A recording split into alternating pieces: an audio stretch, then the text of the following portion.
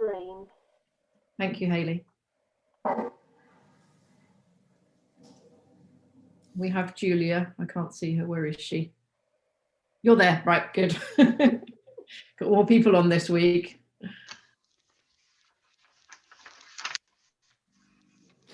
Excuse me.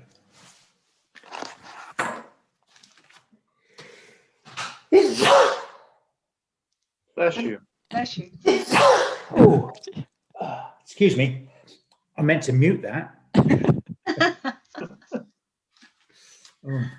And Ooh. Ooh. Angela, you're aware of the guests, are you? Yes, I am. Yes. Yeah.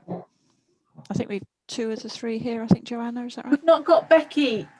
I know she emailed me early saying she's not got the link, but I'm hoping she will join us. Oh, Becky, Oh, yeah, welcome. Hi. Okay, I'm going to start the webinar. Thank you.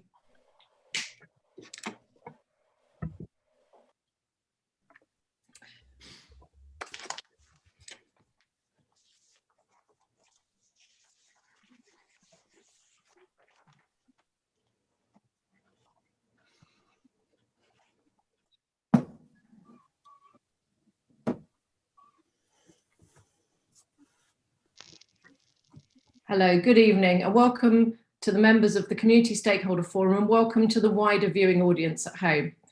As we often have new forum members each week, and for the benefit of the public who may be dipping in and out of these sessions, I'm just going to run through a quick introduction as I do at the start of each meeting.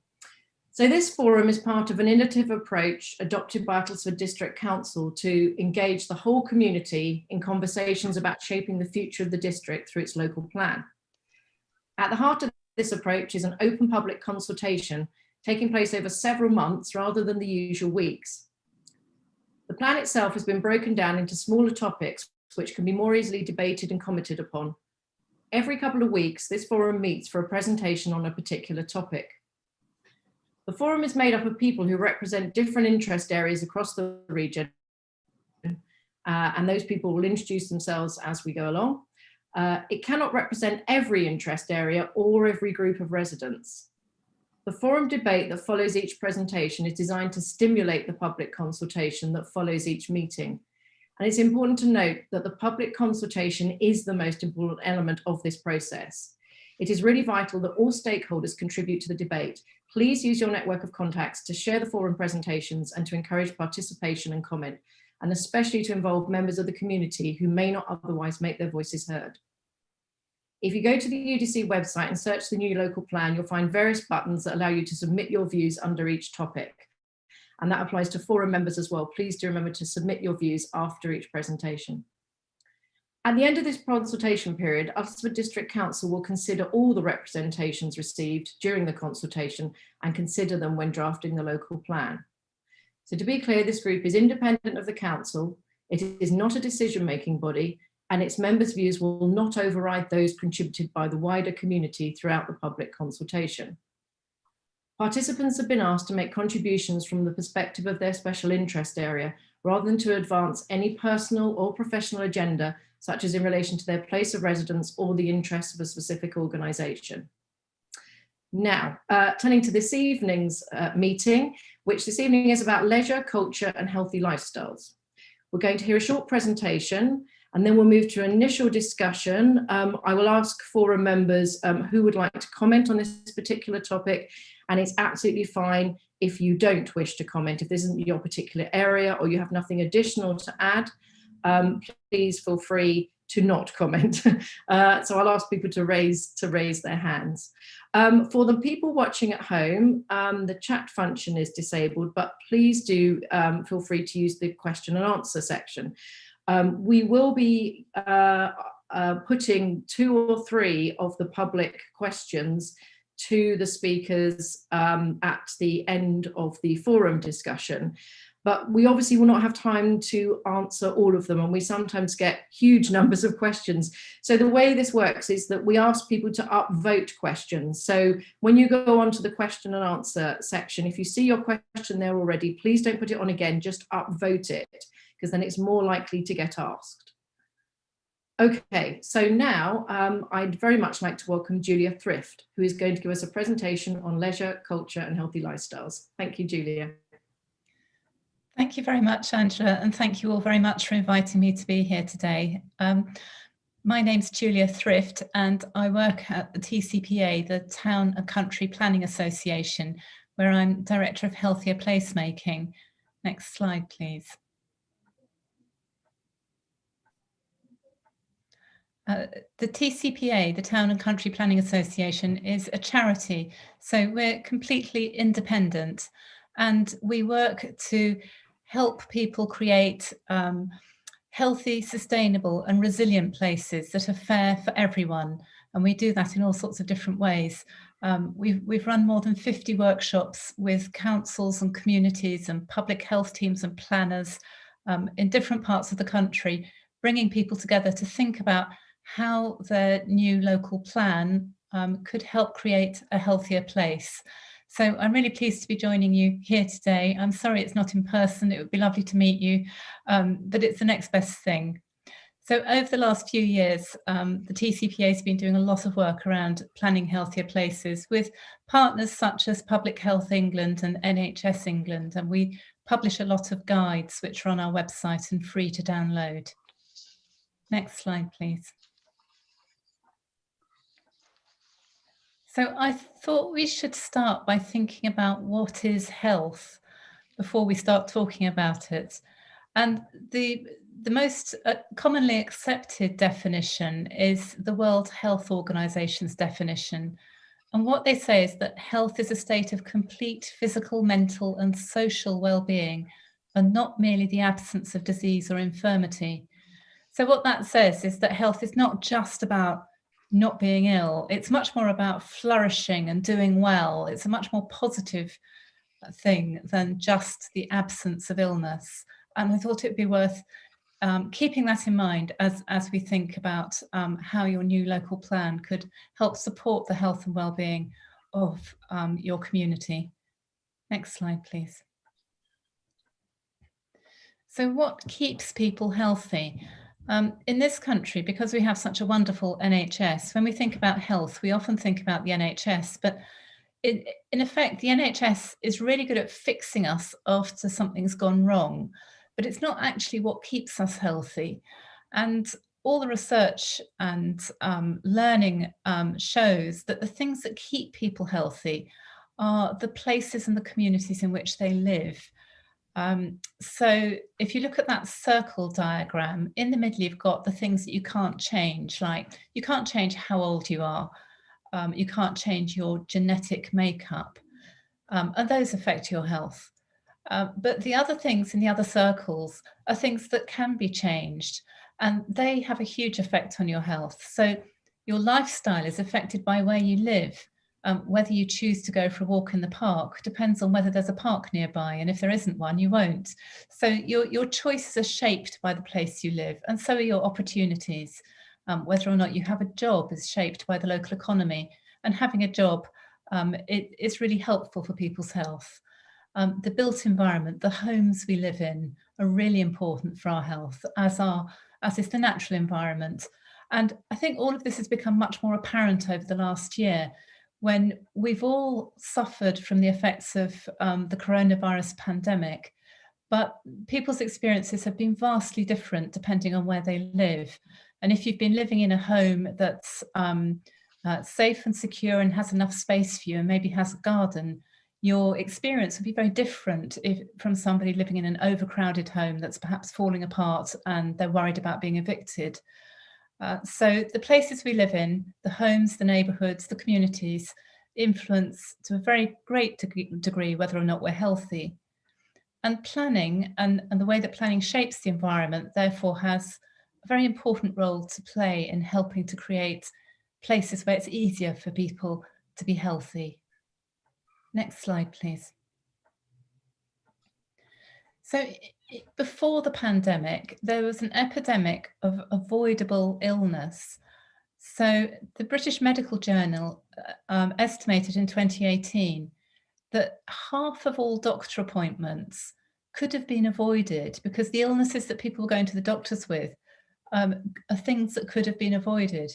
I think that's a really shocking statistic, because we know how busy the NHS is. And what that's saying is if we could help people to live healthier lives, we wouldn't need so many doctors, the cost of running the NHS would be far less, but perhaps more importantly, an awful lot of people wouldn't be suffering ill health. And the sort of things that cause ill health, we often hear about at the moment underlying health problems that unfortunately people who've caught COVID, if they had underlying health problems, they've fared much worse. And the things that cause those underlying health problems are things like loneliness. And we sometimes think of loneliness as not terribly important, but in fact, the research shows that it has just as bad an effect on people's health as smoking. It really is that bad for your health. And it's not just old people who are lonely. People of all ages suffer from loneliness. Many of us are overweight or obese, including children. We have a very high level of childhood obesity in this country. And children who are overweight or obese will have, or are likely to have, health problems for the rest of their lives. So it's just so important we help children maintain a healthy weight. And the food we eat is one of the biggest causes of ill health. It causes numerous different health problems. So again, if we'd gone into the pandemic with a healthier population, we might have had a slightly better result from it. So it's really important that we help people keep healthy as best we can. Next slide, please. So some of these problems that have been around for years, I think, came to the fore in the last year when it became so apparent that many people are living in poor quality homes and neighbourhoods that aren't particularly good for their health. Many people live with poor health, and poor health and poor environments and inequality and poverty are all very much interlinked. And in the UK, there are stark health inequalities. And what that means is that one group of people might live for 10 or even 20 years longer than another group for reasons that could have been avoided. And similarly, there are some groups of people who are much more likely to spend many years in ill health. And I suppose what we all hope for ourselves and our families is that we could have a long, healthy life, and not a short life, and not a life where many, many years are spent with illnesses. So the question is, how can we shape our environments to help everyone have a long and healthy life? Next slide, please. So the things listed here are all really important influences on health and can keep us healthy or not. So physical activity, the diet, whether we have enough food and whether it's good quality, nourishing food, good local green spaces and parks, and connections with people and places. And I think we've seen in the last year how important it is to have neighbours and friends, and how that really supports people's well-being. So living in a community where you feel safe, where you know people, where you've got somebody to turn to if you've got a problem, all of that really supports your well-being. So as we think about developing new places, it's really important to think about how we can create places where people meet their neighbours, excuse me, where it's easy to bump into somebody and have a chat. Next slide, please.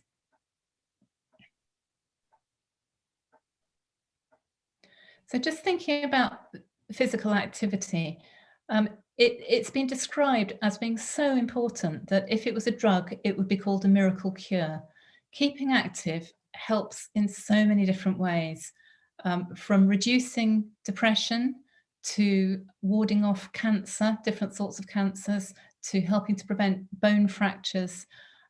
Keeping physical activity is just so important for everybody, keeping physically active. And this isn't about being a marathon runner or a super sports person. This is about day-to-day physical activity. Is really good for us all. You're going for a walk, walking to the shops instead of driving, taking your kids to the park. That sort of daily activity is incredibly good for people's health. So the more opportunities we can provide that make people want to go out and be active, the better it'll be for everyone's health. Next slide, please. And one way of helping people be active is what's known as active travel, which is walking or cycling or scooting, any way of getting around that uses up some energy. Because you can fit that into your daily life. You don't particularly need equipment. I mean, it's lovely to have a bike, but if not, you can walk. And you don't have to go to a particular place. It's not like going to a gym where you have to pay for a membership and you have to have the right clothes and you have to get there at the right time. If we can help people walk or cycle or move as they travel, then we can build in that everyday physical activity in a way that's easy to do without even noticing. So as you think about the local plan and how Uttlesford might change over the next few years and what the opportunities are, it would be great if you can think a bit about how it would be possible to help people be a bit more active. And active travel is one way of doing that. So would it be possible to make walking and cycling easier? There might be places in urban areas where it's possible that perhaps some of the roads could become a bit more friendly for pedestrians, or the traffic could be slowed or perhaps kept out of some areas. And it might be in rural areas that people do need to travel by car or by bus to get to the next town. But when they get there, do they have everything they need? Or do they then have to get back in the car and go to another place to get the next thing they need and then another place? So if you can make sure that towns and villages have a range of different things in them, that can help people know that they only have to make one journey. And when they get there, could it be a pleasant place to walk around? Are there things to see and do? Can you bump into people and have a chat? All of those are really good for our health. Next slide, please. And having good quality parks and green spaces nearby has so many different health benefits. There are multiple benefits. They're good for our mental health. Sitting or strolling in a park or a green space is incredibly good for people's mental health. I think it wasn't surprising after the first lockdown that so many people wanted to go to the park or walk in the countryside.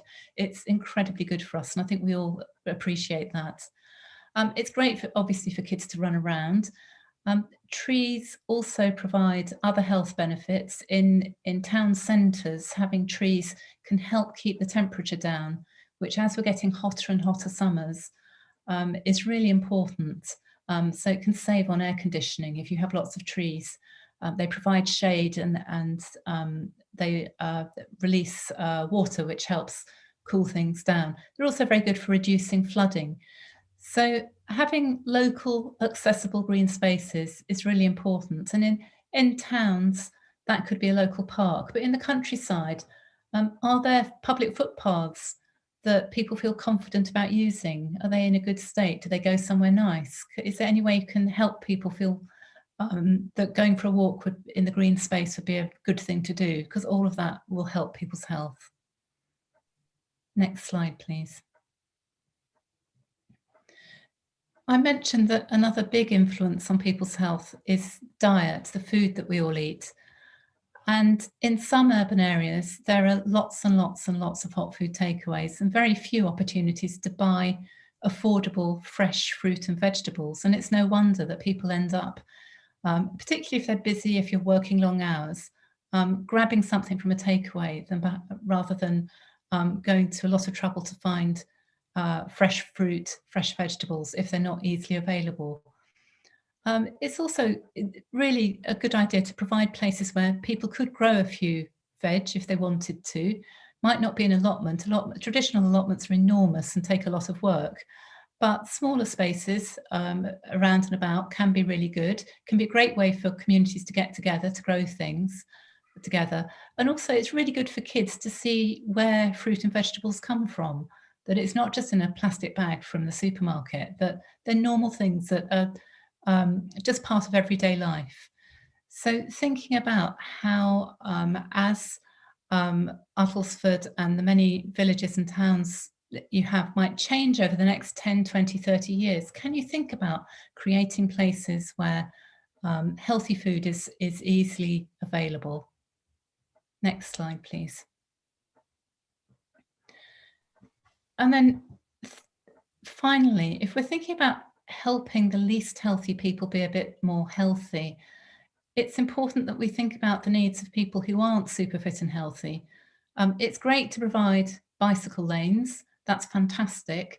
But if you're very elderly, or you're not very well, or you're 8 months pregnant, or you've got 3 kids in tow, you're probably not going to get on a bike soon, but you might go for a walk. And you particularly might go for a walk if there's somewhere to sit along the way. So making sure that the spaces we have work for everybody and not just people who are fit and healthy is really important. So benches, signposts, all of that can be really good to creating different places that will appeal for different needs. So yes, have a football pitch, but also perhaps have a little garden where somebody can sit quietly. And during the first, after the first lockdown, we saw quite a lot of park benches being roped over so people couldn't sit on them, which actually was a really bad idea from a health point of view, because that means that the only people who could go to the park are the people who are confident to walk quite a long way. And we really need to make sure that everybody feels confident to walk. And that means providing places to stop and have a rest. And also enough public loos. So often people, particularly elderly people, will say that they're cautious about going out because they don't know if there'll be a loo.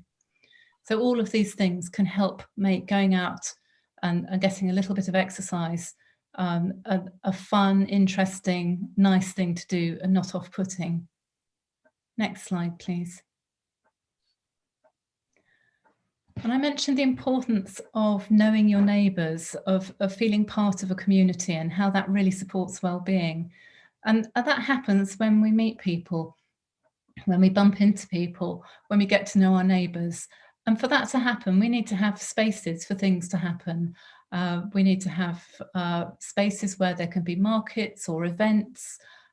We need to have spaces where kids can run around, spaces where people feel happy that they can go, that they can sit, that they might meet someone they know, that they can have a chat to, because those informal chats can be really important. And particularly for people who are living on their own and might not be talking to people during the rest of the day. If they know they can pop out and bump into someone, that's so important for people's well-being. And it can be difficult to find, you might not have the space or the money to have a community hall, but you could have something that plays a different role. So it could be one thing during the week and something else at the weekend. There's ways of thinking creatively about providing those spaces for activities and events. Next slide, please. And finally, it's just so important to have places where cultural things can happen, where you can have, whether it's theatre or poetry or skateboarding or art or whatever it is. Different people will find different things appealing, but you need to have somewhere where those things can happen, because again, that's what creates a sense of community and belonging. And when people are thinking about where would I like to live, people want to live somewhere where things happen, where they can feel part of it, where they can go and see things and do things. So again, as you think about the local plan, really important to think about where things can happen in different places, whether it's towns or villages. Next slide, please. So that's it. So I hope that's given you some food for thought, and I'm very happy to take any questions or listen to any reflections you might have. Thank you. Julia, thank you so much. That was really, really helpful introduction to what is a very big topic. And we're very lucky today to have actually 3 guest members on the panel to help us work through this very big topic of leisure and healthy lifestyles. Can I actually come to Mark first of all? Mark Start from Saffron Walden Tourist Information Centre. Mark, would you like to share some reflections and tell us a few things about tourism? Yes, of course. Good evening, everyone. My name is Mark Start. I'm a duty manager at Saffron Walden Tourist Information Centre and an employee of the Town Council. I've been there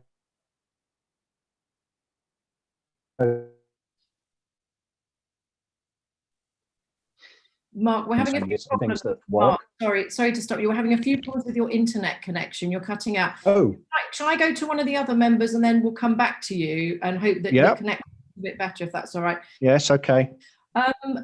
Yes, sorry about that. Becky Reynolds from One Life Leisure Centres. Could I come to you next? Yes, of course. Yeah. So I'm Becky Reynolds. I'm the contract manager, and I look after Lord Butler Leisure Centre, Great Dunmow, and the Mount Fitchett Ramiro Leisure Centre.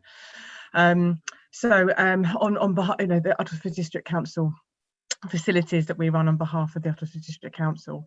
So we have lots of activity, and before pre-COVID, the needs were probably quite significantly different to what they might be when we return. So for example, we were really lacking swimming pool space, and the swimming clubs were just desperate for more space. Now that we've kind of changed our timetable slightly to so that we're ensuring social distancing, they've got slightly more time than what they once would have had. The community programs that we run, we were running up to 19 hours a week for kind of seated exercise and for gym sessions and for generally those in the vulnerable category, so those sort of 60 plus and with health conditions, really popular. Unfortunately, again, because of this and the vulnerable category, they're just not comfortable with returning. So again, that's going to be quite significantly different when we return. We don't actually know what it's going to look like yet, but we think that once everyone's had the vaccination, they'll be very comfortable in returning and coming back. But that is the shame, is that the needs were much different, and we're still in those kind of infinite stages of returning back to kind of some kind of normality, where we don't really know what the new normal is going to look like. We can just hope that people are still going to want to come to the gym. We made them as safe as we possibly can with social distancing and all of that. And the people that were coming to the gyms were so complimentary and so happy with the way that things were. I think people are going to obviously really missing them whilst they can't use them. So yes, it's just about getting everybody confident to come back and use it, and then to work out from there what our needs, or what the community's needs are then going to be. To especially like with the swimming pool, which I know was really high on the list, I believe, last time that we did a community plan. I think that was something that was kind of came up quite a lot. So yes, I'm sorry, I'm not overly helpful, because we don't really know what leisure is going to look like when we return. We're just very hopeful it will return back to some kind of normality once the vaccination programme is underway, very, very successfully so in Uttlesford as well. So we're very confident that it should all be going back to some normality soonish when we're allowed. Becky, thank you very much. I think there might be some questions on sport later on, so we will refer some of those back to you. But thank you. I do hope things return for you as soon as they possibly can. Mark, shall we see if your internet connection has improved? Okay.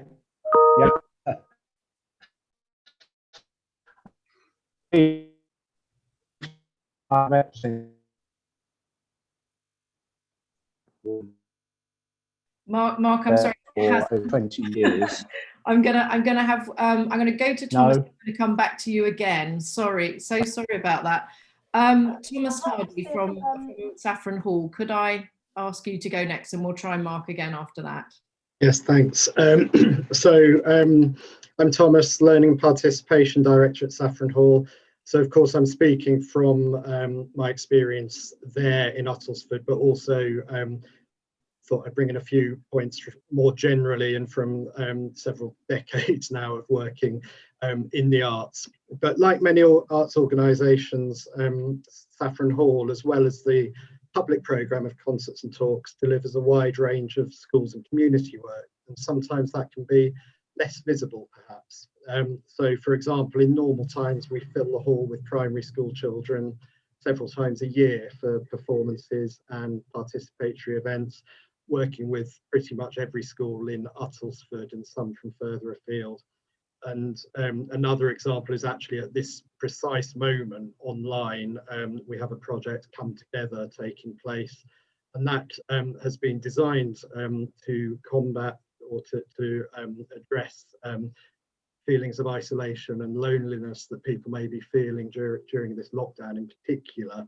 And it brings together people from across generations to make new connections and use music, movement and words to make those connections and give voice to their experiences. And we're not alone in that. Arts organisations all over the country bring programmes like this to their communities, as well as the more visible public performances and things that you see. And we're not the only people in Uttersford doing this, of course. So it's things like that and the benefits it brings that are just a reason why I think arts and culture in the broadest sense needs to be more than an add-on or afterthought to a process such as putting together this local plan. And actually, if it's placed as one of the central tenets of a plan like this, the benefits are manifold. And this is obviously something UDC recognise, having represented arts and culture on this forum at a very early stage. We at Saffron Hall work closely with them at Fairycroft House, so you are well represented there. So to bring a few broader points, I'm going to pick up on this book by Darren Henley, who's the current chair of the Arts Council. But in 2016, he wrote this book. It's called The Arts Dividend: Why Investment in Culture Pays. And that title shows that any investment, and that's not just financial investment, that's commitment to arts and culture as well. Any investment made is repaid multiple times by the benefits it brings. And it is, I really would recommend it. And he neatly distills several themes and highlights 7 types of benefits, or he calls them dividends, that are returned to those communities that do give a high priority to arts and culture. I'll just pick out a couple because I know time is short. There's a chapter on which he calls the feel-good dividend, and that's particularly compelling. And we've heard reference to this already, but he cites a wealth of really robust evidence that taking part in artistic and cultural activities can improve our health and well-being. An example from Saffron Hall is that we work with people who are living with dementia and their carers, people from across Uttlesford, on our project Together in Sound, which is music therapy group sessions. And our evaluation of that project shows that being part of that project has a real impact on the quality of life of those living with dementia and on their carers and companions who get to be part of that project and of course make new connections. And in this last year, we've moved the project online, and it has been described as a lifeline by many of those participants who are isolated. Another of Darren's chapters is called the place shaping dividend, and I think that speaks for itself, and it echoes a lot of what Julia said earlier. But arts organisations, it's often at the centre of regeneration projects. And it's equally applicable to what we're talking about how our communities might build, expand, and new communities are built. So we really do need, I think, to ask, as we think about building new developments or even whole new villages in some cases, what is it that will make that development not just a collection of streets and buildings, but a community with a real heart and soul? And I know that, as Julia said, if places for people to come together and to be creative are in the mix there, then those connections will be made and the community that's built will be so much stronger. Darren says in his book, we can also expect to see a reputation dividend. And that just shows how thinking about culture can draw attention to a place and put it on the map, attracting new residents, businesses and visitors. And we see this, I think, in Saffron Walden, where I work, not only with Saffron Hall, but events such as Fatal Music and Thaxted Festival in another part of the region. I think those things return the investment that's made in them many times and really do put the areas on the map. Another example, Tim at Fairycroft House hosts one of the most well-regarded jam nights in the country. And musicians travel from quite long distances away to that. we could look at all of these benefits, but culture could still fall to the bottom of the list when money's put into the mix, of course. But there really is a considerable economic benefit, or enterprise dividend, as Darren's book calls it. At the time of that book, the creative and cultural industries returned 84.1 billion to the economy and accounted for 7.9% of the total workforce. And part of that's there for the taking for any district that commits to putting the creative industries, taking them into account in their planning strategies. And this local plan is a real opportunity to do that and make that commitment. And making a commitment to culture can bring other investment in the area. Another example from Saffron Hall, we have to fundraise on average £650,000 a year. In a typical year, £38,000 of that's from public funds, and the rest of it's fundraised from individuals and trusts and foundations who are predominantly based outside Ustlesford. So an arts and cultural organisation, and this is not just Saffron Hall, is bringing a substantial investment into an area from outside of it. And not only investment, people and visitors. 21% of our audience comes from over 30 miles away. And that represents thousands of visitors to the area. And of course, they are likely to be supporting the economy in other ways, visiting restaurants, pubs, shops, etc. I haven't had time to talk about everything in Darren's book. I recommend it to you again. He talks about the education, creativity and innovation dividends as well. But hopefully that sort of sets the scene for opening up a conversation about how a commitment to culture in a local plan such as this can be of benefit. So I think that's it from me. Thank you. Thanks very much, Thomas. That's great. Mark, I'm going to come back to you on tourism, but I've asked Mark to keep his camera off because I think that might help his audio. Mark. Thank you, Angela. Hopefully third time lucky. That is better. Is that better? Yes. Okay. Yeah, I've got a message flashed up that the connection is unstable, so I'll try not to go on too long. Just to pick up on 3 streams for the local plan, quite a lot has been mentioned by Julia earlier. The 3 strands are green tourism, cultural tourism, and use of space. Cultural tourism, Saffron Walden does really, really well on. For a town of 16,000 people, we have an international concert hall, we have Saffron Screen, and we have a cycle of major events in the town, the cycle being the Carnival, Fête de la Musique, and has been the Maze Festival, although that hasn't happened last time. So there are a lot of people making things happen in this town from a cultural perspective. One thing that I'd like to add into the mix on that has worked tremendously well in other towns is public art. And I'm going to take the example of Aldborough and my own personal experience of Aldborough. I first visited that town to see a piece of public art, which was The Scallop on the Beach by Maggie Hamblin. And as a result of that piece of public art, I have revisited Aldborough many, many times and spent, probably thousands of pounds in their town.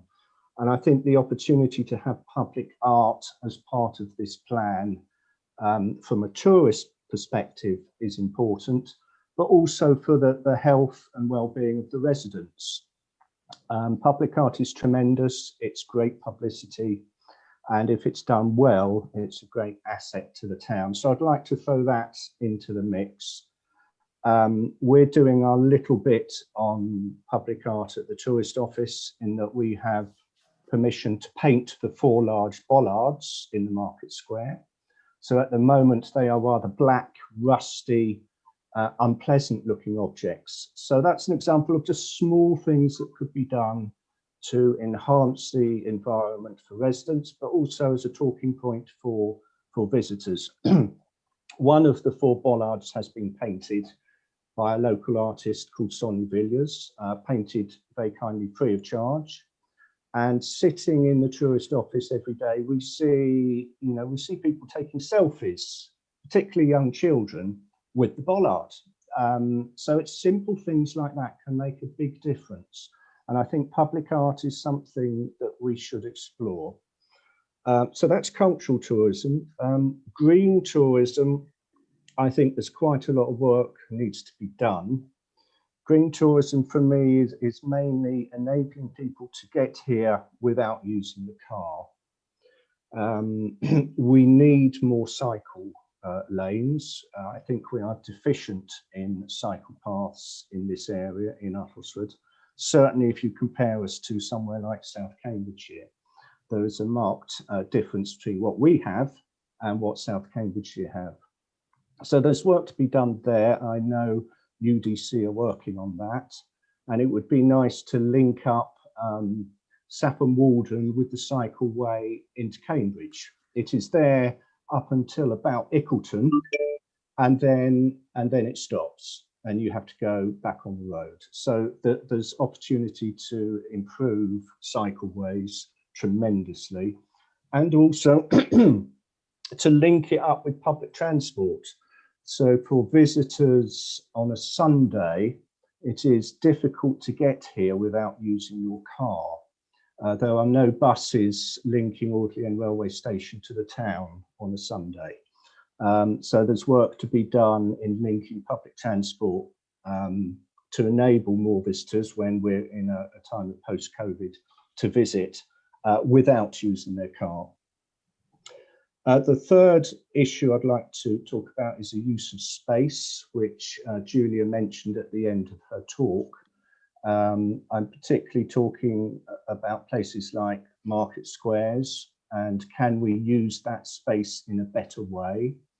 There will be a public consultation on Saffron Walden's Market Square very soon, where people can give a view as to its use, not in terms of COVID, which is why it's closed at the moment, but in terms of post-COVID, and how do we want to use that space? Do we want it to be a car park? Or do we want to use it in the summer months as a place for the arts, for performance, for more of a cafe style society where people can sit, they can meet, they can eat, they can drink, they can listen to music. And it's re-evaluating those spaces. As I mentioned, that particular space is closed now purely to make more room for people to move about. But the public consultation will focus not on that, but on post-COVID times. And I think we need to re-evaluate the use of crucial spaces in our towns, such as Saffron Walden Market Square. And I think there's a great opportunity there for change and to make it a much, much better space. That decision won't be down to me, that will be down to the residents of Saffron Walden, who will have their say and have their vote on what they want to do. But if there is to be a change, it has to be backed by a vision and a plan of what it could be, what we could have. And with careful design, you can accommodate disabled parking in King Street or Market Hill, while preserving the central space as a place for people to meet in the summer. So a careful plan can accommodate different views, but there has to be the vision to go with the consultation. If you ask people bluntly, do you want to have pedestrianisation, they will vote against it because there's no vision behind it. There was a vote 15 years ago organised by Uttlesford District Council on this very subject of the Market Square, and a referendum was sent to every household in Saffron Walden. There was three options. There was keep it as it is, pedestrianise it, or partially pedestrianise it. And the people of Saffron Walden voted to keep it as it is, but there was no vision with that consultation or that vote, and people need to be shown how spaces could be used in an alternative way. So I hope in this new consultation there will be a vision and there will be an architect's drawing of what it could be, and then we'll let the people decide what they want. My own view is that I would love to see that space changed. It is parking in this town is not an issue in my view, and that space could be far better used for the benefit of everyone, particularly in the summer. Mark, I'm sorry, I'm going to have to cut in because we've got so Okay. many people on the panel this week that will probably want to come in on all of those things. But thank you. That was a really good example of use of spaces and how we can get involved in shaping our environment. So thank you to everyone that's contributed speaking so far. It's been incredibly interesting. I'd like to throw it open now to anybody who would like to make any comments or observations or ask any questions. Try to either physically raise your hand or give me the yellow hand at the bottom. First one I see is Frank. Frank, would you like to? Yes, thank you very much. Just a few comments about the presentation we heard. Given that each rural community could not have a full range of social and leisure and cultural facilities all close at hand, it means that transport becomes really critical to allow access to all those activities which are in other places. And really it needs to be public transport, of course, and it needs to provide a service at times that actually fit with demand. There was that wonderful case that we just heard about the bus from the train station doesn't run on a Sunday. Why would it? No one wants it. It sounds a bit crazy, really. And this is also especially true, of course, for older age groups who, in remote areas, who certainly would be discouraged from using private vehicles during winter months on unlit, windy roads. Another point I liked hearing this thing about, to paraphrase it, that community spirit, it relies on people actually having time to speak to neighbours and to then organise gatherings and to also have locations to meet and to hold activities. So all those things need to come together to actually make a community work properly. Something about parish councils, I believe they certainly play an important part by reaching out to new residents and letting them know what happens in that community and keeping them up to date. And obviously there's a variety of methods nowadays, not just electronic social media and things like that, but there are numerous ways that they can keep the local residents updated. And then really probably the last thing would be on sporting activities of any kind. The activities in an area actually need to be appropriate to the demographics of that area. So, families with young children will probably be making use of playgrounds.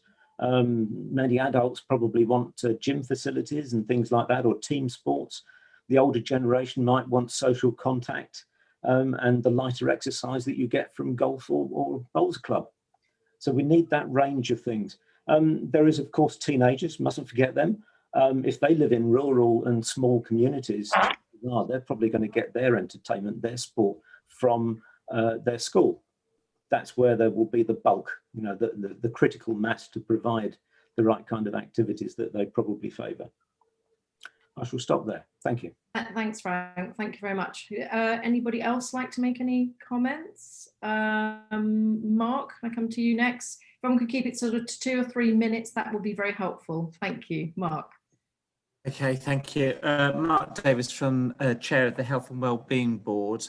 First of all, I just would really echo the points that Julia's made in terms of the key determinants of health. So, absolutely agree with all of that. And in terms of people's health and well-being, 2 points I'd quickly like to make. The first, of course, is one that I've touched on before in these forums, is the need to address inequalities. So I think sometimes we lose sight of the fact that if you are disadvantaged in a relatively rural and affluent area, such as Uttlesford, sometimes you can be very, very disadvantaged and forgotten and not seen.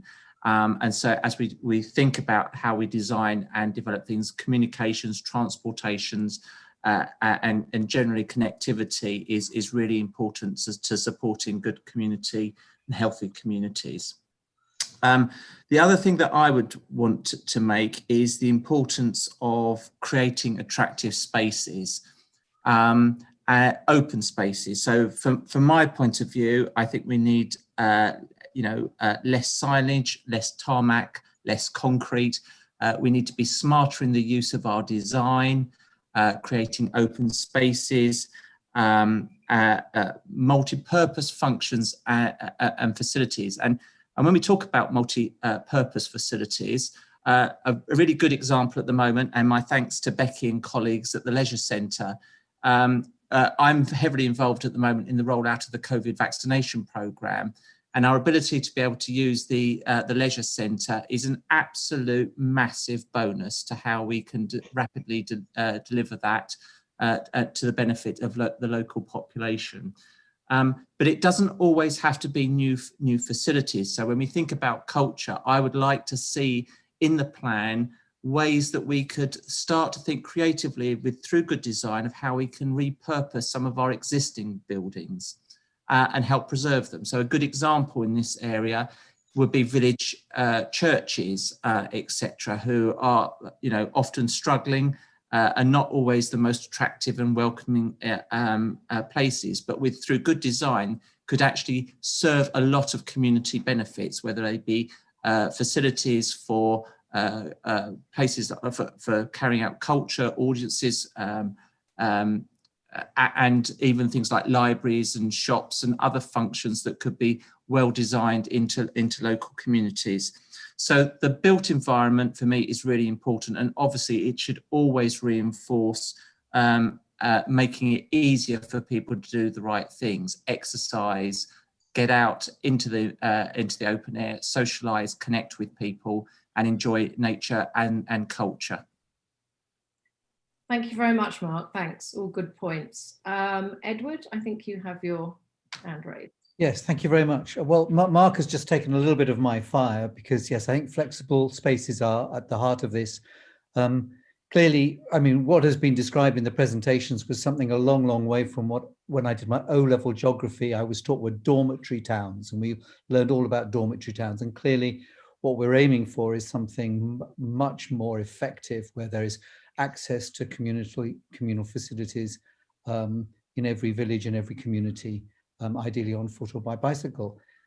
So flexible spaces, I mean, the tension is going to be, how do you get enough money out of the developers who really just want to make dormitory towns, and they don't want to be building village halls and all those facilities. So designing village halls that there are more than just oblongs, that are really good flexible spaces, is key.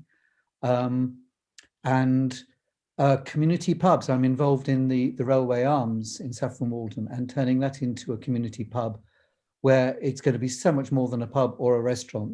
There's going to be sort of mother and toddler groups, a sensory garden, young people's kind of games, repair shops, book clubs. I mean, the scope in that area, in those outbuildings and in the gardens they've got, is just amazing. And I think that, given that pubs are closing around Uttlesford, the more the council can support community projects to buy up those pubs and turn them into community-run trusts, that would be great.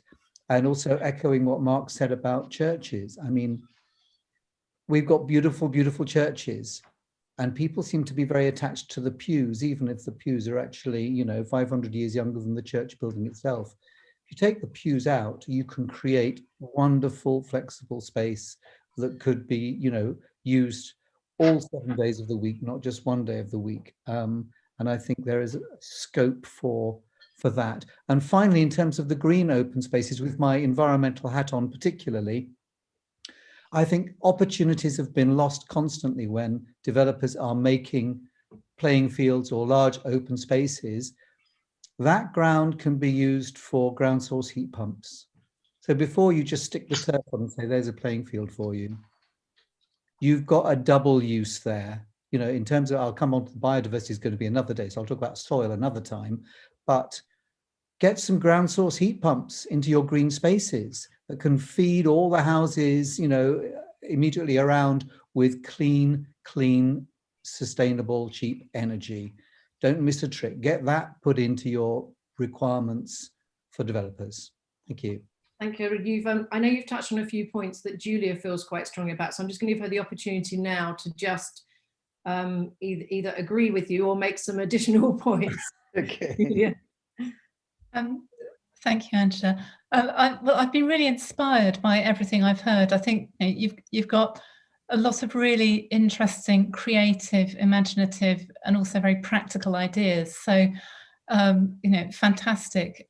In terms of thinking about using green spaces as a source of energy, there's an organisation in Scotland called Green Space Scotland, and if you look on their website, there's information there about using parks and green spaces to generate energy.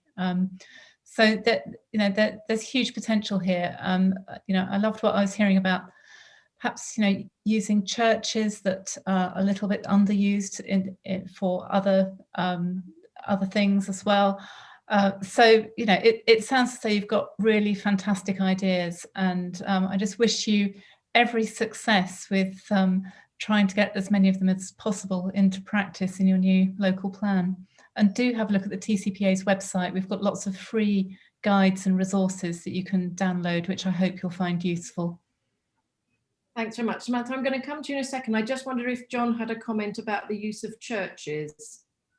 Very kind. I keep noticing Stuart waving as well, but thank you, Angela. Oh, right. Sorry, Stuart. Yeah, everyone else seems to be doing my job for me, but thank you. I think maybe therefore a comment on the way that churches can also be those places that people bump into each other because they're community spaces that are used not simply for one type of thing. So if I may use my own church building as an example, which is deathly quiet at the moment, and it kills me that that's the way it is just now. But ordinarily, the entranceway would be packed with people waiting to pick up brownies. Or there would be the University of the Third Age would maybe be doing history class in the chapel, or keep fit in the chapel. I've got Pilates up in the upper hall. 2 different youth theatre companies using us for their academy work. Toddlers and parents doing music groups. These are the sort of things that they are helpful to us in providing some income, but more than that, they're actually building community capacity. And that's why we value these things as not just an add-on to our work as a church, but quite vital to it. Across the area, not all church buildings are as fortunate. And one of the things that is often lacking is some capital funding to change an old building into a more flexible building. And churches, for a variety of reasons, often fall foul of being able to get money towards projects to upgrade buildings.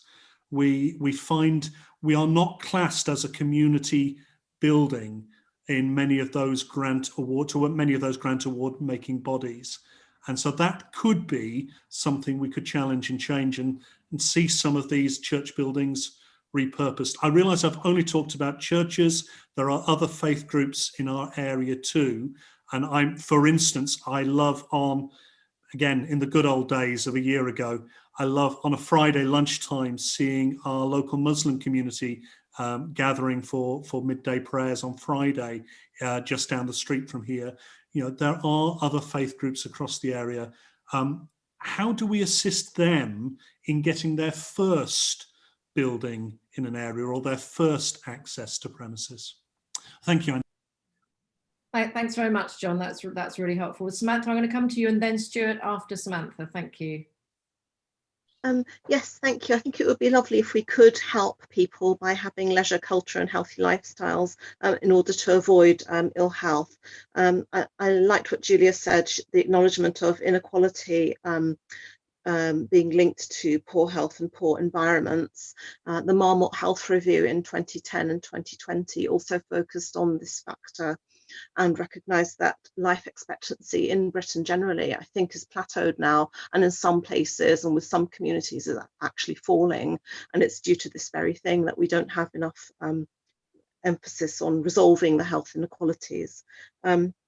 So I do agree with everything that's been said so far. I think that when we have new developments, we should also emphasise having green space allocated, if we can, into those spaces, so it's not just totally urban.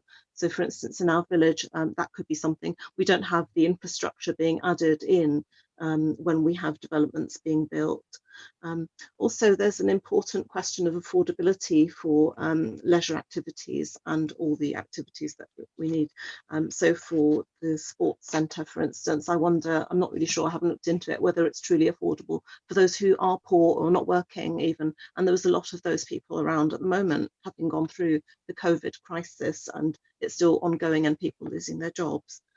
So affordability is really important, as it's true also for healthy lifestyles and affordability of food, good fresh food, and what you said about being too busy to actually have some sort of healthy meal because you can't get that food, or you don't have time to make it. Those kinds of considerations also affect people who, if they are poor, are possibly working very long hours and also don't have the time to allocate that time to prepare things for themselves. I think we're also on the brink of a mental health crisis, so the whole isolation and loneliness thing is very relevant, and we do have to find a way to resolve these issues and help our young people and our adults and people of all generations now to avoid a true crisis. So yes, all of it's very, very relevant, and I'll be very encouraged if we can do something and do more than we're doing. Thank you. Thanks very much, Samantha. I'll just come to Stuart. Is there anybody else? Oh, Richard. Okay. And is there anybody else after that? Tim. Okay, we'll try and do Stuart, Richard, and Tim. And we may not have time for anybody else, but I will do my best. Richard. Sorry, Stuart. Stuart next, then Richard. Stuart, you've been very patient. Thanks, Angela. Right. I'd like to talk about open spaces. The briefing notes we've got suggest that we've got equivalent to 684 hectares of open space. What they don't say is that 60% of that comprises Hatfield Forest. And Hatfield Forest is unsustainable at the levels of demand at the moment, as National Trusts have been telling us for quite a long time. CPRE have identified Eastern Park as being the obvious alternative. And of course, that's very much supported by a lot of the Little Eastern residents and quite a lot of the Uttlesford residents as well. The only problem with that is that hitherto the future of Eastern Park was a bit hazy, to put it mildly. And I think it's high time now that the council decided whether or not they were going to adhere to the terms of the 1939 agreement between the executives of the Countess of Warwick and what was then the Dunmow Council, which now, of course, has been taken over by UDC. So I've actually asked Councillor Sutton, who's one of my local councillors, to ask the UDC to confirm whether or not they intend to abide by the terms of that agreement, particularly bearing in mind that the agreement itself says there is an onus on UDC to honour its intent and ensure that the agreement is respected. Now, I think that UDC owe everybody an answer to whether or not they're going to stick to that agreement or not. And I hope that other people will ask their councillors to ask the same question of UDC. Thank you, Angela. Thanks very much, Stuart. Richard. Am I unmuted? You have. Can you hear me? Hello? Can you hear me? Yes, we can. Oh, jolly good. Right. Okay. Yeah, just one or two sort of fairly quick points. The first thing is with regard to the question of health. Housing was mentioned. I mean, one thing that always concerns me is the amount of rather large housing that gets built. I mean, I think there is far more demand. I have to say, I don't actually have very much faith in housing needs assessments, because they always say there's a lot of demand for 4 and 5 bedroom houses. And I really don't think there is. I think it's an affordability issue. I think if we could somehow get into the local plan, the requirement for smaller units. There's a little scheme in Molehill Green that's just been built, 9 units, I think it was, all very small scale. They've sold immediately. I think that's where the demand is. And I think we have to get this balance of the size of housing right, so that people who haven't got decent housing can at least stand a chance of getting onto the housing ladder by buying or renting or whatever it is, a small unit, something that is within their range. So that's the first point. The other thing on healthy eating, where healthy eating is this issue of markets. I mean, some of the best produce for healthy eating comes from the markets. I was slightly surprised to see that there are actually only 3 markets in Uttlesford, but when you think about it, it really is only Saffron Walden, Dunmow and Thaxted. And I mean, Saffron Walden Market, both days of it are absolutely wonderful. I mean, the quality of the food offering there is tremendous. And also Thaxted, it may only be 7 units, but it's a very, very good source of cheese and fish and vegetables. So I think perhaps we ought to think a little bit more about markets and whether we could develop markets elsewhere, even if it's just a fruit and veg stall. Then I also had this issue of museums, because museums haven't been mentioned tonight. Saffron Walden Museum gets a reasonable amount of publicity, but there's a lot of other museums in Uttlesford which perhaps just to sort of fly under the radar. Ashton, Stansted, Dunmow, there's 2 in Thaxted. These don't get any publicity, and I just wonder whether more could be done to promote our museums. And I think this leads on to one of the other problems, that the Tourist Information Office in Saffron Walden is not an Uttlesford Tourist Information Office, it's a Saffron Walden one. And I think we need to expand the Tourist Information Office to encompass the whole of Uttlesford. And I think that just leads on to a general point which I'd like to make, which is that the problem with this, we get criticised all the time for being Walden-centric. And I'm afraid tonight's just really emphasised that with presentations on Saffron Hall and Saffron Walden Market Square. I think we've just got to think more in terms of the further reaches of the Uttlesford district. And then finally, on this question of churches, I'm fully behind the use of churches. In Thaxted, we have a wonderful church which does get masses of use for other events, but we also have a wonderful nonconformist church, the URC, which is crying out to be converted to a theatre or even an opera house. I mean, it is perfect for it. So if anyone has any ideas along those lines, let me know. So thanks very much. Thanks very much, Richard. I'm going to try and get Jackie in, as she's the sports representative, and obviously Tim as well. Can I just do another shout out for the questions? If you have any questions, please go on and put them on now, because we'll be coming to questions after Tim and Jackie. And if you see your question there, please upvote it, as we'll only be taking 2 or 3 questions. Tim, over to you. Thank you everyone for all your contributions. I'm going to be quick. Just a couple of things that were occurring to me. I think it's, and obviously with every discussion of this nature, there's a lot of figures bandied around, you know, things make people feel happier and percentages and whatever.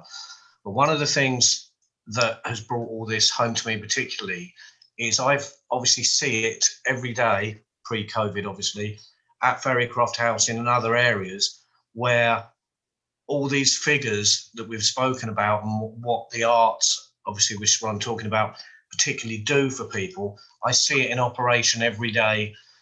So for example, at Ferrycroft House, our youngest attendee is 4. The oldest person who comes here is 94. We have over 500 people per week using the building.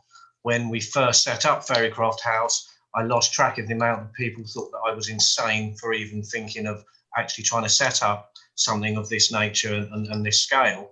But you can see that there's the need for it in the area. And to actually see people creating their own communities or smaller sort of, you know, groups within a larger operation with a lot of people they've never met before. So Thomas mentioned the jam night we have.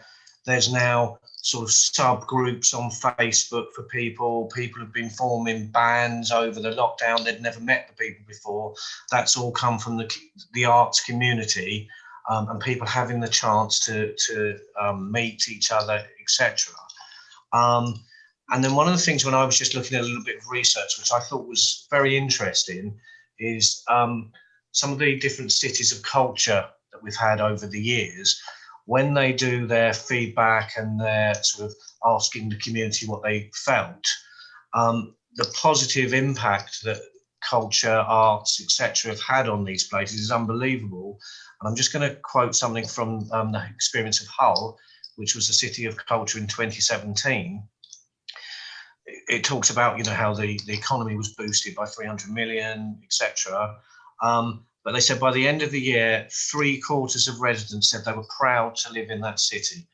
And I know we're all proud of Uttlesford as such, and you know, enjoy living in this area. But I think that's a very big thing, because obviously overall that filters in with everything else that everyone's been discussing, with the better lifestyles, people feeling happier, and lots of figures in all sorts of surveys have all said that people who are involved with the arts and culture are happier with their lives than people who aren't. So I think it's vitally important we can give people the opportunity to do that. I'd also just like to pick on something that John said just about with the churches not being, sometimes I think I've got it right, John, with funding with the community spaces not necessarily being classed as that. It's still exceptionally difficult when you do have a building that is classed as it to get it. So I'm just sort of letting you know, but I'm more than happy to talk to you about that at a later point if you want to. So thank you. That's all I've got to say. Thank you very much, Tim. Now, Julia, do you need to leave us shortly, or have you got time to stay for a few questions? Or I know you've got somewhere else you need to be, so. Yeah, I can certainly stay for a few questions. That's absolutely fine, but then we'll need to leave. Okay, great. So Jackie, if you don't mind, I'm going to jump to questions and then I'm going to come back to you if that's all right, just to help Julia out here. Yeah, that's fine. Okay, great. Could I ask, is it you, Joanna, that's going to Yes. questions for me? I'd just like to say before we start on the questions that we've really tried to reflect different activities in the district, and I'd like to just thank Becky, because the leisure centres are not just in Saffron Walden, they're in Stanford, Mount Fitchett, and also in Great Dunmow. And also the work that Thomas Hardy has been talking about tonight, and the work of the Saffron Hall with the schools and communities is actually an outreach across schools across the district. And also the role of the Saffron Walden Tourist Information in promoting the venues of Visit Essex, so across the district. So we've worked hard to try and have a cross-section of different activities. So if I come on to the questions, actually we've not actually got many questions this evening. They're more sort of comments, but actually the one at the top of the list is one submitted by Stuart Withington, and saying it's wonderful to hear all these benefits from active travel. Why then have I been fighting with Essex County Council to get the Flitchway properly connected from Bishop Stortford to Stansted, Dunmow and Braintree with a safe, secure off-road route? This would help with the climate emergency, obesity epidemic, air quality crisis and COVID pandemic. If that's a question, I can't speak on behalf of Essex County Council. But I would suggest you have a look at, trying to think what it's called. The Department of Transport published last summer a new strategy for walking and cycling, and it's incredibly positive about the benefits, and it makes it clear that the Department of Transport is absolutely behind the idea of improving walking and cycling. It's got a, trying to think what it's called, something like Get Into Gear, or so it's one of those punny sort of titles. But well worth having a look at, and it might help open up conversations with the County Council possibly. And I can say that we are working with Essex County Council, and we've got members from the council working with the Uttlesford team directly on transport and also urban design and climate change. So we are communicating with them and hoping to improve those connections. And also there's a comment, quite a long comment from Jane Holloway, looking at the change, commenting really on the change of public rights of way in the village, going from tracks which are pedestrian and cycle friendly to then cars being overtaken. And I won't read all that comment out, but it does also shadow the first comment in making routes which are safe for pedestrians rather than having car dominance. And there's just another question that I wanted to read out from Rachel Lewis, saying the importance of place cannot be overlooked. The district is made up of diverse places where diverse demographics can be found. Regardless of their makeup, there are multiple assets within them. The consultation is a fantastic start, a deep dive into what is available locally from the arts, leisure and physical activity point of view. For example, the community pub mentioned, this is what's needed. From the start, you can establish a real need and map what is missing. Momentum is brilliant, but if we miss that individual communities, what they want and need, we cannot expect them to adopt healthy lifestyles. So I'm seeing that as a really a quest to really, you know, for us to understand the facilities all across the district and to look at where we're missing and how we can maybe join those up. So thank you for that. Great. Sounds really good. Is that all of the questions, Joanna, that you want to put for the moment? I think so. There's some other ones which, you know, which are also very good, and we will read them and take them on board.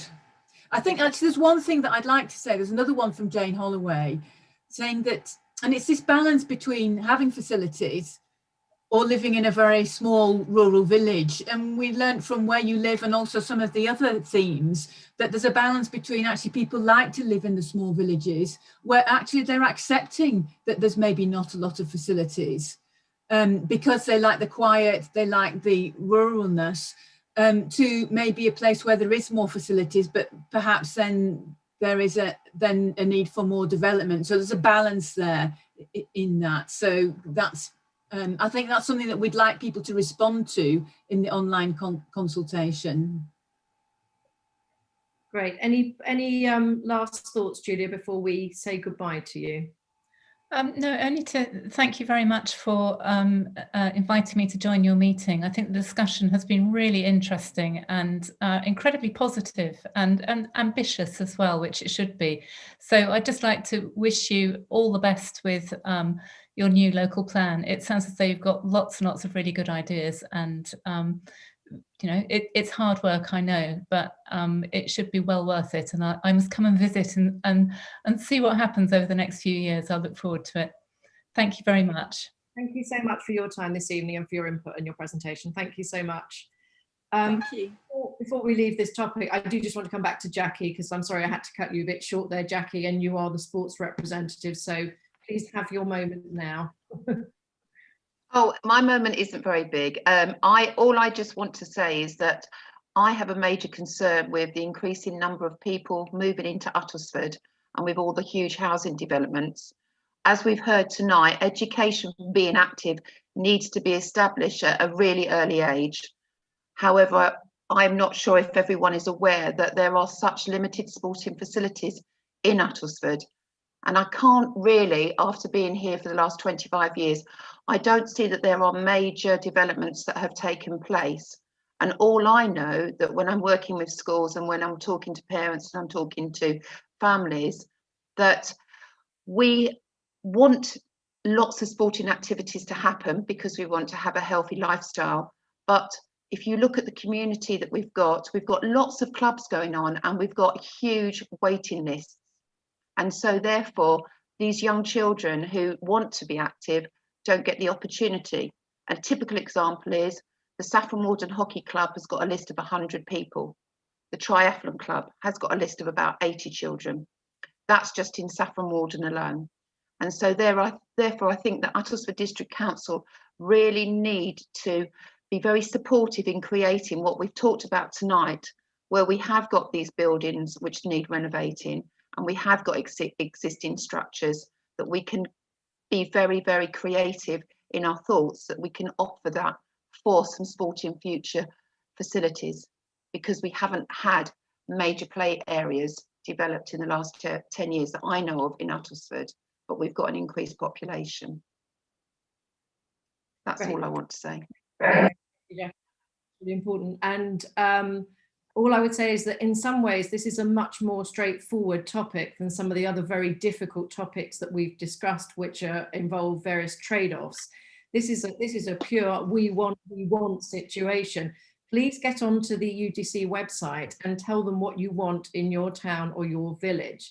Do you want a community centre? Do you want sports facilities? Do you want another arts centre? If you do, please go on and be specific, because if you don't ask, you don't get in this situation. And what Thomas tried to do was make the economic case for facilities, as well as the case for the well-being aspect. And there is no downside to these things. It's all positive. So please go on and ask for what you need in your community. We're going to say goodbye to that theme now. What will happen is the document, the consultation document, which is on the website, will be open for consultation, and comments will need to be received by the 24th of February, and then they will be summarised by officers and discussed at the forum meeting on the 10th of March. Any comments received after that date will still be taken into account by officers when preparing the draft local plan, but they obviously won't make it onto the discussion for the meeting on the 10th of March. Hopefully that's all clear, and panel members, please go and add your comments as well. I'd like to thank the other 3 speakers that contributed, Mark, Thomas and Becky. If you do need to leave now, please do. We're moving on and back to a theme we discussed previously, which is character and heritage. You're welcome to stay, but if you need to go, we completely understand, and thank you for your contributions. Thank you very much. So, it was great. Thanks, Thomas. Thank you, Mark. And Becky, wherever she is, up there. Okay, so we're now going back to the character and heritage, which is our second theme. And I think Elizabeth is going to talk. Yes, good evening, everyone. I'm the Principal Urban Designer interim at Uttlesford District Council, and I've put together this summary document for the forum meeting on the character and heritage. Now, the purpose of the theme was to gather views on the character and heritage of the district and how important aspects can be protected, as well as provide for new sustainable communities.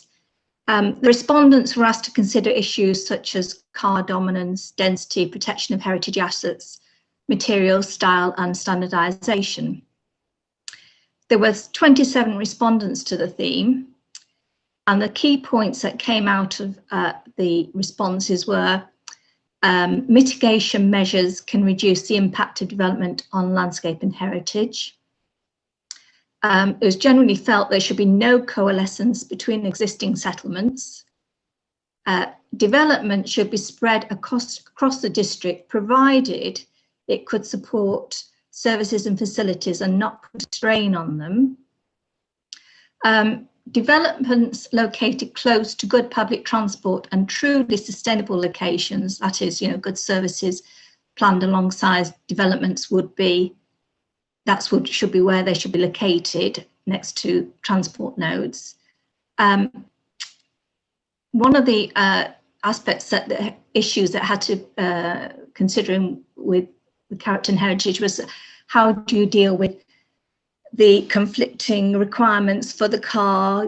Everybody's got a car and most people have to travel, but then a lot of our estates are very car dominated.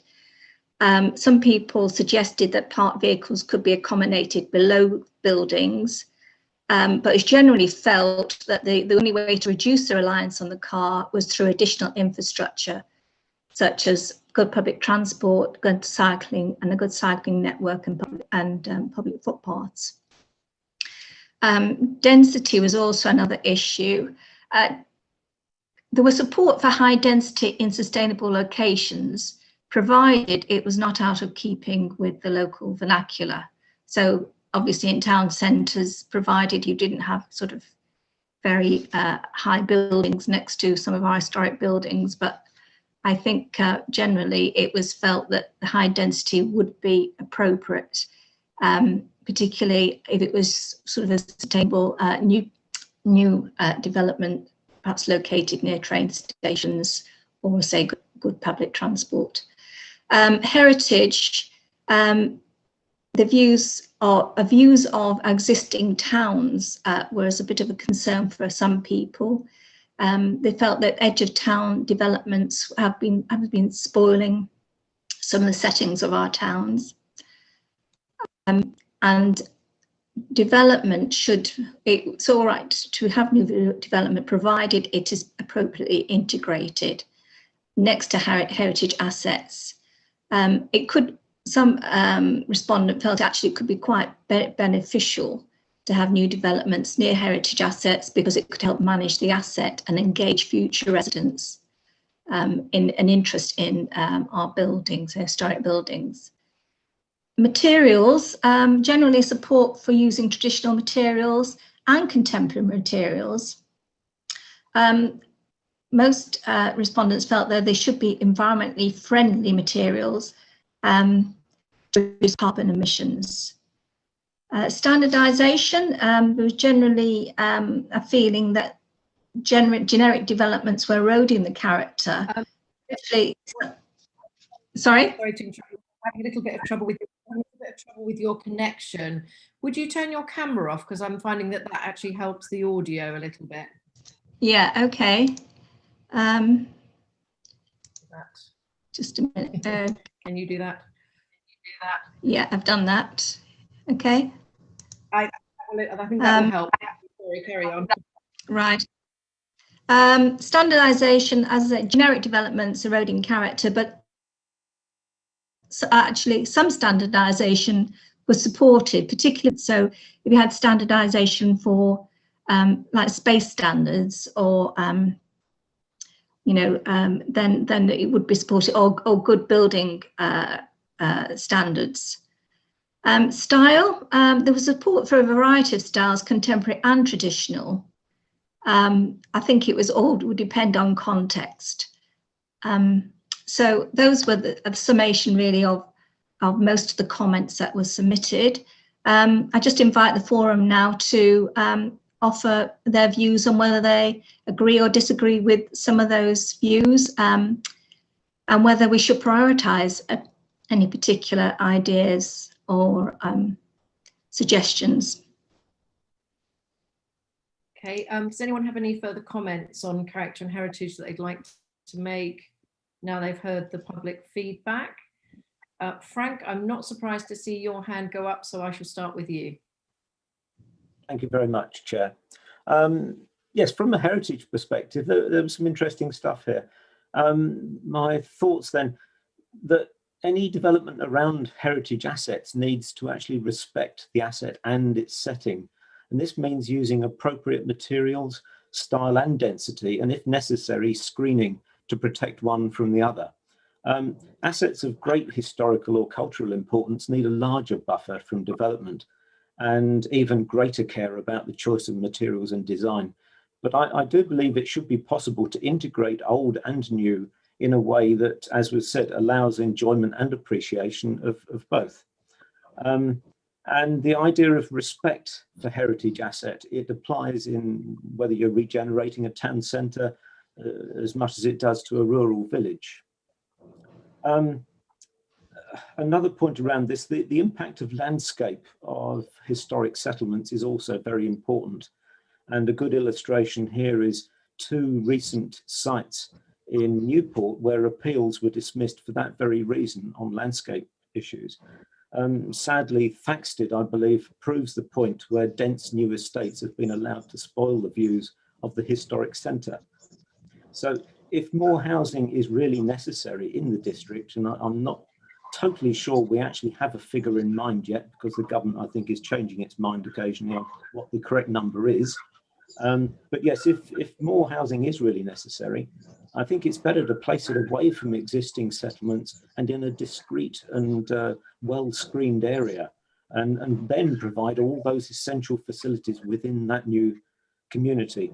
There's a common theme amongst the comments, which says plan and create facilities and transport links at the same time as housing and not as an afterthought. for which often it seems the developer has no responsibility. A quick comment about density. I do feel that density of development is driven too much by profit margins and not by what the community actually needs. So there's often an overly high density of housing in more urban areas just to maximize the number of houses on a given site.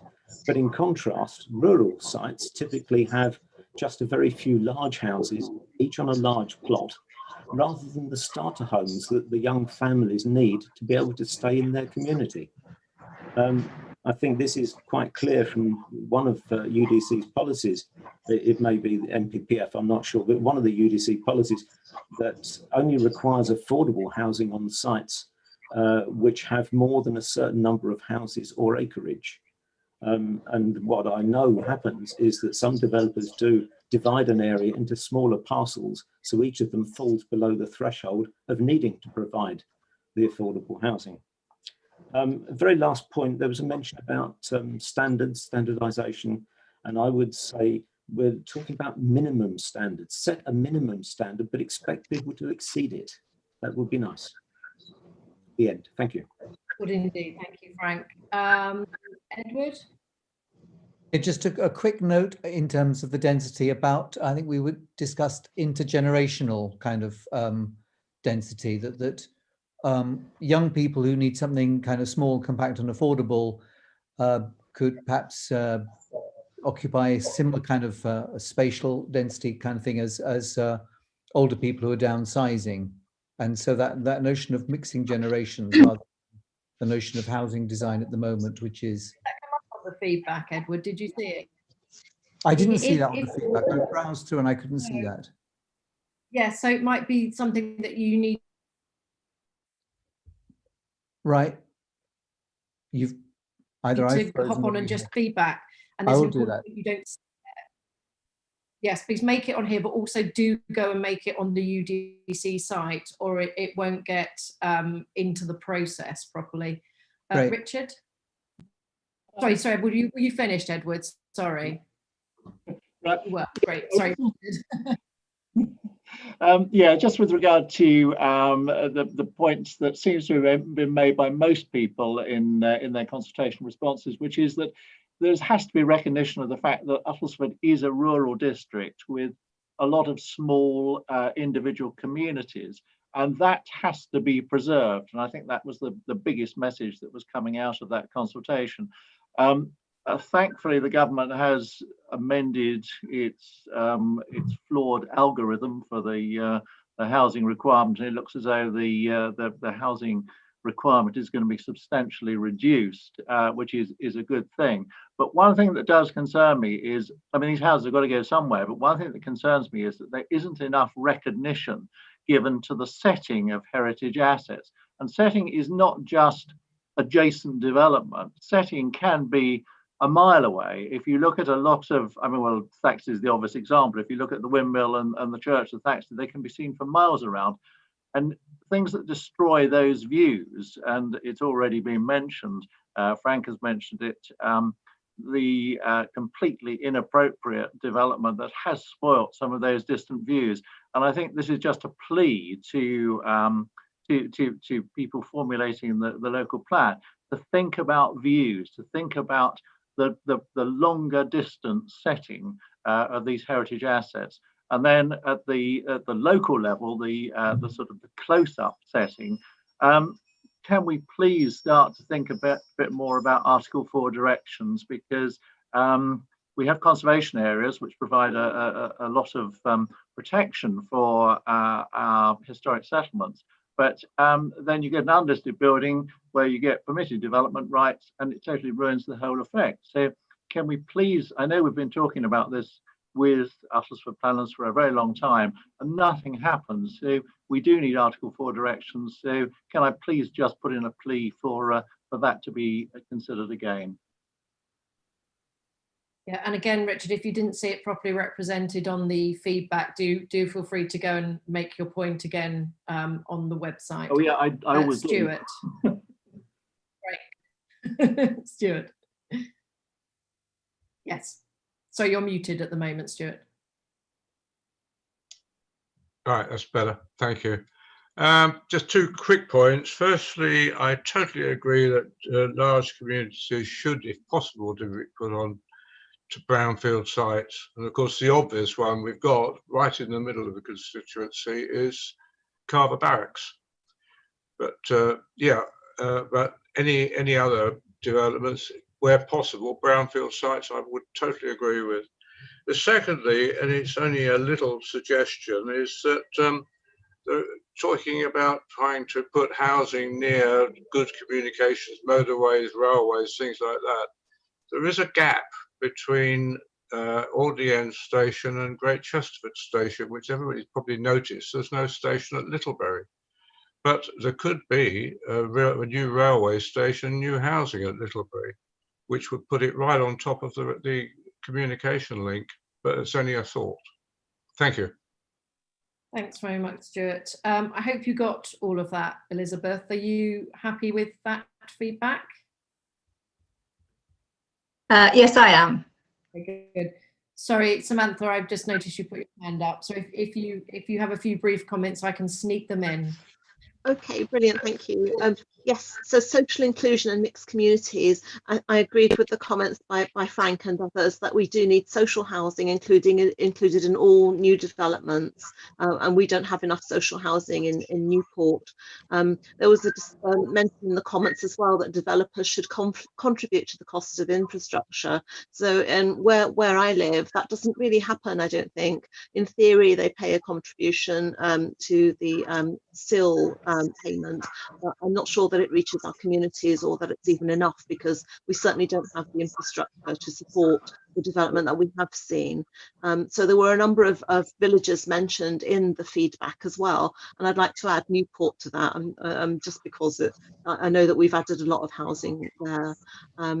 And also, I wondered about density versus greenery. There's an application to build on a pub garden where we'll, as a community, lose our space for greenery, which is a nice space to go and sit and enjoy a drink, and quite affordable and everything. And it's a historic building as well. We're going to lose that garden possibly, and that's at the expense of a developer who's quite determined to actually build housing there. So the principle of development and putting a greater density of housing might be a reason why we lose some of our amenity space, and it just doesn't seem to be the right thing for our community. So I think we need more consideration to how our community feels about, and it does feel very strongly about preserving the heritage assets and the amenities that we have.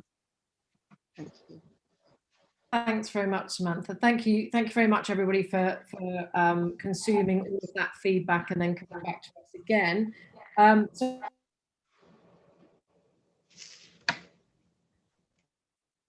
So the presentation of these group on 22nd of February, and in fact, comments will be fed back again to this group on the 24th of February. Thank you to UDC for that continuous circle of feeding back and comments, which I think is a really great part of this process.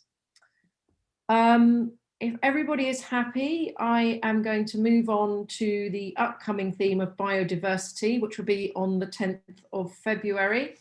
I don't think we have a speaker for that yet, but you'll all be informed as soon as we do, and hopefully a few guest panel members as well for that. But I know a few people will be very keen to speak on that in this group. Do we have any other business this evening before I close the meeting? Thank you so much, everybody, for your contributions. Thank you to the UDC officers for all the work that you've put in. And I very much look forward to seeing everybody on the 10th of February for biodiversity. Thank you very much. Thank you. Bye-bye. Thank you, Angela. Thank you.